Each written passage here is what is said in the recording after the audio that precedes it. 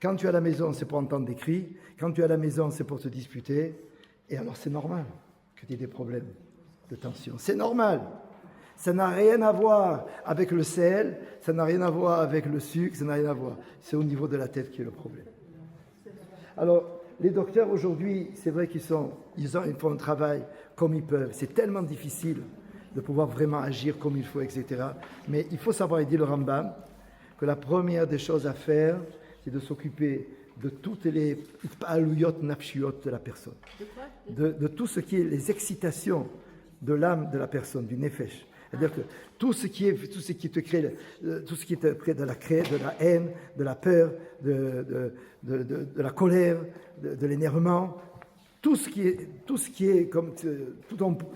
est problématique au niveau de ce que j'avais dessiné tout à l'heure, le regesh, c'est-à-dire toutes ces sensations qui font que. Je reprends notre exemple à Molin fait insupportable. Il est évident que tu as un problème, toi, quand on t'a dit, toi le vieillard, tu as un problème. Et il se peut que ce problème va durer pendant plusieurs mois, si ce n'est pas des années. Parce que toi, ça t'a marqué. Moi, vieillard, comment c'est possible? L'éducation, etc., qu'est-ce qui se passe?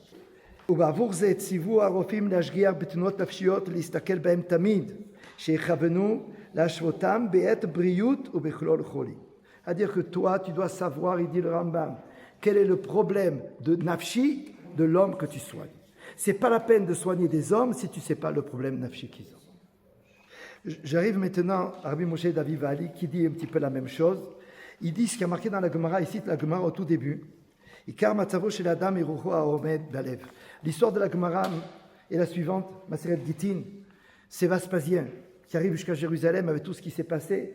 Et le Rav qui était en question, qui a vu parler, lui parler, il lui dit, ne fais pas de souci, bientôt tu seras le César à Rome. Lui, il était seulement le grand général des armées qui était venu sur Jérusalem pour faire tomber Jérusalem du temps de Titus. Ce n'est pas Vespasien qui va détruire, mais c'est Titus qui sera là en tant que général. Mais quand il arrive à Jérusalem, il a la possibilité, il voit des miracles, il voit des choses inimaginables devant lui. Et entre autres, c'est les rabbinim qui sont sur place. Le Rav lui dit, tu vas devenir le César. Quelques secondes plus tard, il est en train de s'habiller. Il a mis sa première botte et on lui annonce que oui, le César est mort, c'est lui qui prend la place. Ils se sont réunis à Rome, ils t'ont nommé toi le prochain roi de Rome. Quand il essaye de mettre la deuxième botte, nous dit la Gemara, il n'y arrive pas. Il n'y arrive pas. Mais c'est sa botte. Ces chaussures, elles ne sont pas faites comme aujourd'hui on les a achetées. Oui. Et ça diminue et ça grossit dépendant s'il fait chaud ou s'il fait froid. Donc il a des vraies chaussures, des vraies bottes. La première, il a mis, on lui a annoncé qu'il était, parce qu'il s'est moqué du rabbin. Alors, le rabbin lui a dit, quand le rabbin lui a dit, tu seras le prochain roi de Rome, d'où tu sais. Oui.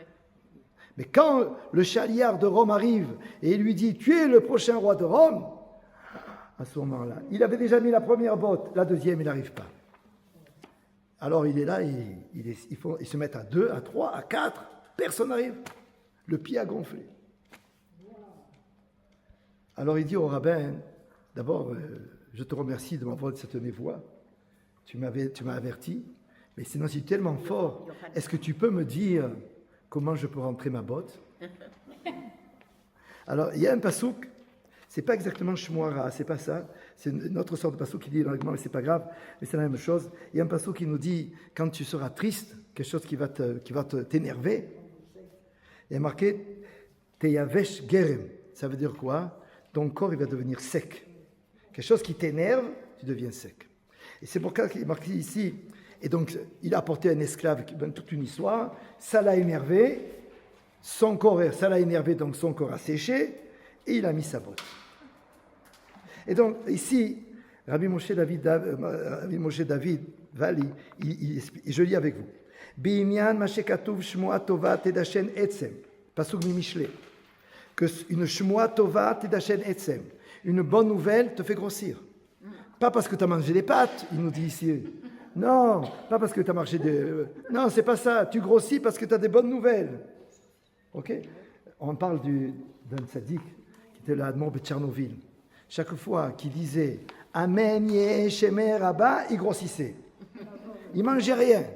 Et pourtant, chaque fois qu'il disait Amen, Yé, Shemer, Rabba, de toutes ses forces, hop, il prenait du poids.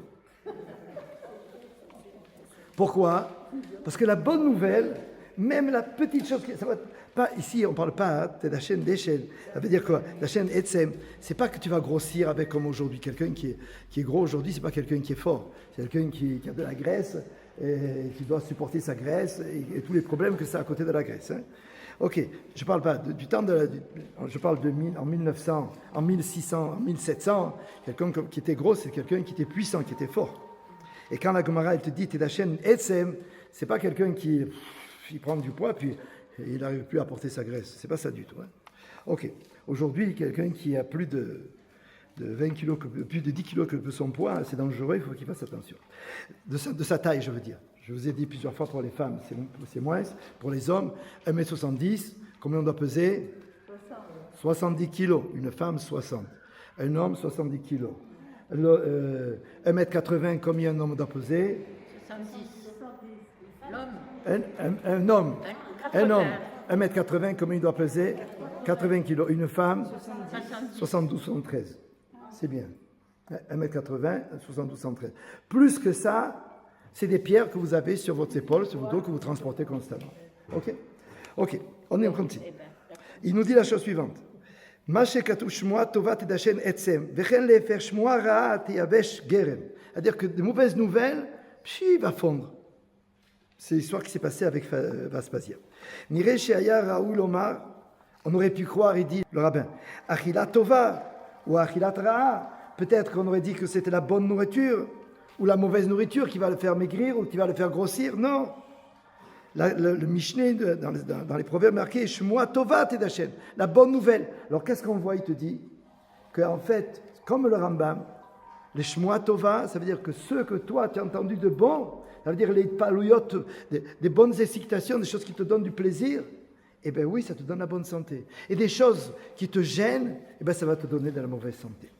Je vais à la fin, parce que je vais avancer avant la pause. Imken, je vais à la fin du passage ici. Imken. Arofé kesheba etzel achole. Voilà, c'est pour tous les docteurs ça. Qu'est-ce qu'un vrai docteur doit faire? Etzel achole ishal sheva hakirot. Il doit poser 7 questions. La première, mayeshlo. Qu'est-ce que tu as? Qu'est-ce que tu as? J'ai mal ci, j'ai mal là. Qu'est-ce que tu as? Je me sens pas bien, je me sens bien. Je m'évanouis, je m'évanouis pas. Je suis tombé, pas tombé. Je tiens pas debout, je tiens pas, etc. Mayeshlo. Deuxième question. Al mal yeshlo. C'est-à-dire que où c'est qu'il a mal? Où tout ça vient? Azman sheyeshlo. Tu me dis que tu as une douleur. Tu dis Azman sheyeshlo. Depuis quand tu as mal?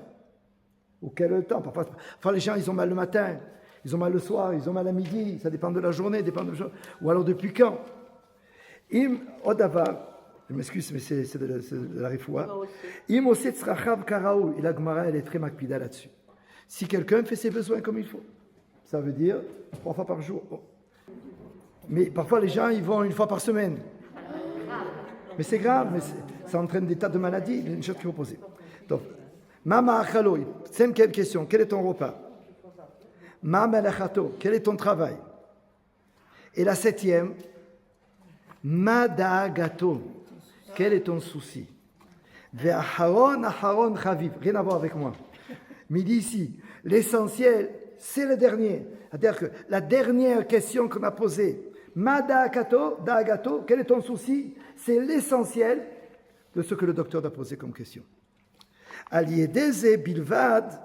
Regardez ce qu'il dit. Aliedeze bilvad. Grâce seulement avec ça, yesh les rapports cholaim kashim veraim. Quand on va poser la question au patient, quel est ton souci? Madagato. C'est-à-dire que le docteur, quand il va venir poser la question, il va poser la question. Des tas de questions, c'est normal, c'est le docteur. Où t'as mal, comment tu vas, comment tu vis, ton travail, etc. Depuis quand, depuis ça. Toutes ces questions, d'accord. Mais l'essentiel de toutes les questions, c'est Madagato. Et pourtant, on dit Aharon, mais Aharon. Aharon, Aharon, Rabi. Le 7e, parle du 7e. Ah, c'est dans le 7e. Le 7e, c'est Madagato. Il te dit Aharon, Aharon, c'est le 7e. Aharon, Aharon, Chaviv. Aliedeze bilvad yesh les rapports cholaim. Il n'y a que ça qui peut donner la guérison. C'est-à-dire quelqu'un qui veut vraiment guérir.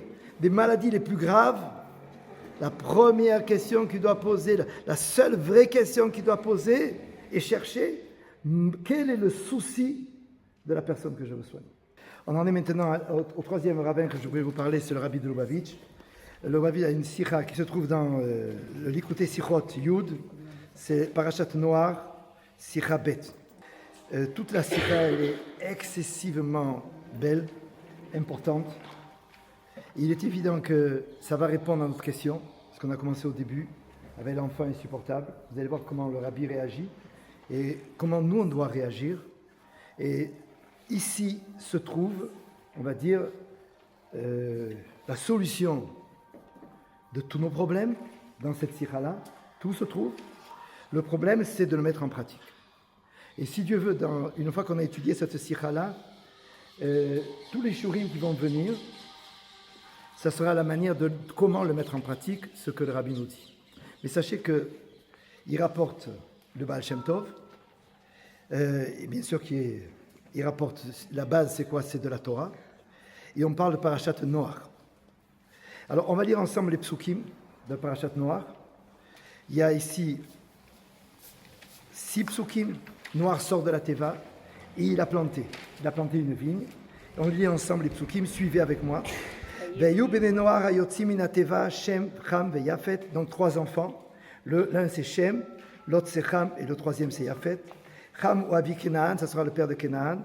Shlosha ele bene Noach me ele nafsa kol haaretz. Il faut savoir de ces 3 enfants va se remplir la terre. Vayachal Noach ish adama vayita karem. Donc il a planté, il est devenu un paysan, il a planté.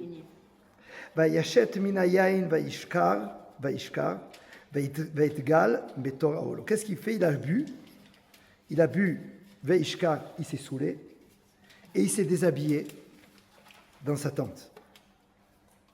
Pas à la plage, hein? Dans sa tente. Non, c'est-à-dire qu'il était dans sa maison, il est dans sa tente, il est devenu saoul.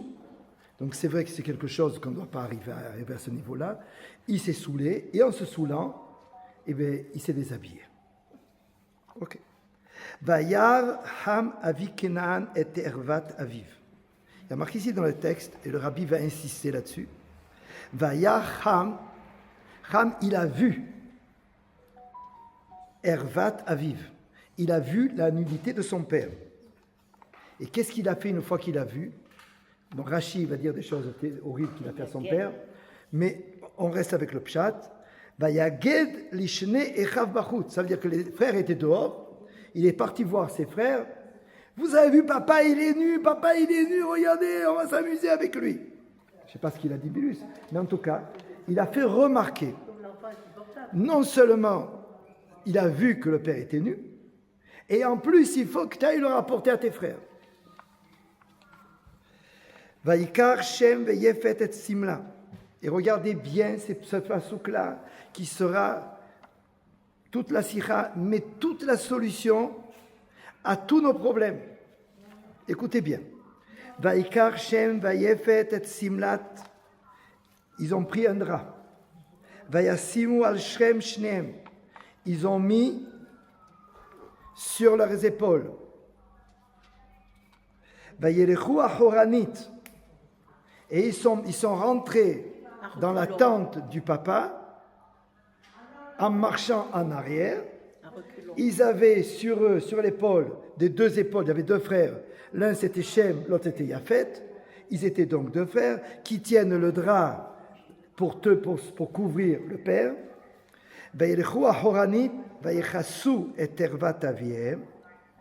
Et donc, ils ont couvert la nudité de leur père. Et le pasouk, Akadosh Baruch Hu, il nous dit, Upnehem, et leur visage, Achoranit, Vepnehem Achoranit, c'est-à-dire qu'ils étaient tournés. Mais on nous a déjà dit qu'ils étaient tournés, Upnehem Achoranit. Vervat aviem loraou. Attends, je le sais. Regardez le pasouk qui est, le rabbi va insister là-dessus. Ce pasouk-là, c'est pas contradictoire, il ne sert à rien.